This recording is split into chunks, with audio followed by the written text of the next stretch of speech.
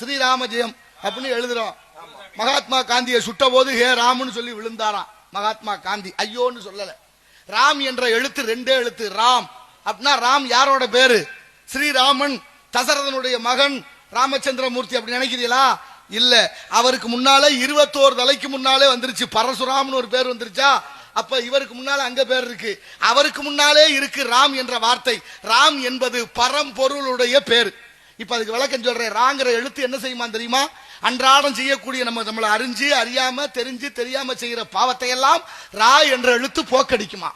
சரி, போன பாவம் திரும்ப வரக்கூடாது, இம் எழுத்து அதை தடுக்குமா. அதை நமக்கு நன்னூல் சூத்திரம் சொல்லுது. அண்ண நுனினா வருட நலவரும் மீக்கி இதழ் ஒரு பம்ம பிறக்கும்னு சொல்லுது.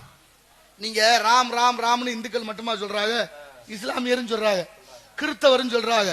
அவங்க எல்லாம் சொல்லணும்னு சொல்லல, அவங்களை அறியாமே சொல்றாங்களாம். எப்படி சொல்றாங்க? வந்தாராம், இருந்தாராம், கொடுத்தாராம், கேட்டாராம், சென்றாராம், பார்த்தாராம், ராம் வந்துருச்சா. அவங்க சொல்லணும்னா சொல்றாங்க, சொல்லிக்கிட்டே இருக்காங்களே.